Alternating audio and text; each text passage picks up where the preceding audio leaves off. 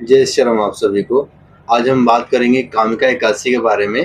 कामिका एकादशी सावन यानी कि श्रावण मास के कृष्ण पक्ष की एकादशी को मनाई जाती है। यह व्रत भगवान विष्णु श्री हरि को समर्पित है, जिसे करने से पापों का नाश होता है और मनोकामनाओं की पूर्ति होती है। इस बार यह व्रत 9 अगस्त 2026 दिन रविवार के दिन उदया तिथि के अनुसार रखा जाएगा, जिसका पारण अगले दिन यानी कि 10 तारीख को होगा।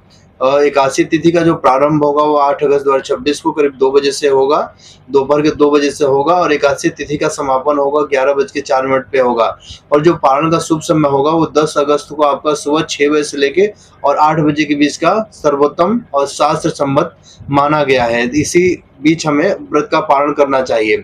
जो दशमी का नियम है, हमें क्या करना है, तो दशमी तिथि की शाम को एकादशी से एक दिन पहले दशमी की शाम को सात्विक भोजन हमें ग्रहण करना चाहिए, और सूर्यास्त के बाद भोजन न करें तो ज़्यादा बेहतर होता है। और मन में संयम और प्रभु भक्ति का भाव रखेंगे तो हमारे लिए ज़्यादा बेहतर होगा।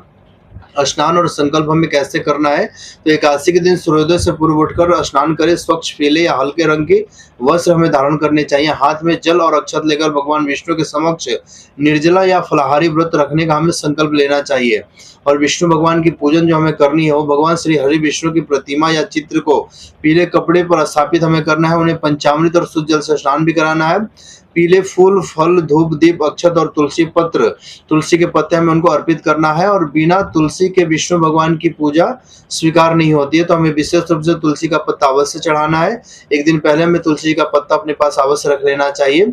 और कथा और आरती हमें करनी चाहिए। कामिका एकादशी की व्रत कथा को हमें पढ़नी चाहिए, सुननी चाहिए। और इसके बाद ओम नमो भगवते वासुदेव मंत्र का हमें जाप करना चाहिए, और अंत में हमें भगवान विष्णु की आरती करनी चाहिए। दिन भर का जो नियम है, तो दिन में केवल फलाहार, दूध, फल, कट्टू का आटा आप ले सकते हैं। चावल में आप चावल, अन्न और सेंगा नमक आपको परहेज करना है। संभव हो तो रात्रि में भजन कीर्तन करते हुए हमें रात्रि में जागरण करना चाहिए।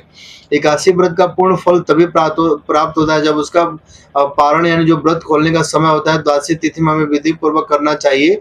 द्वादशी तिथि के समय हमें द्वादशी तिथि जब समाप्त हो उसके पहले हमें अपना व्रत खोलना चाहिए। हरिवासर का जो समय होता है, तो 1/4 अवधि को हरिवासर कहा जाता है। हरिवासर समाप्त होने के बाद ही पारण करना ज्यादा शुभ माना जाता है। पारण करने से पहले किसी ब्राह्मण या जरूरतमंद को भोजन कराना चाहिए। अनाज, तिल, जल का पात्र हमें अवश्य रूप से दान करना चाहिए। और पारण सबसे पहले तुलसी दल और जल से हमें करना चाहिए। उसके बाद सात्विक भोजन बिना लहसुन प्याज का खाना हमें अवश्य ग्रहण करना चाहिए।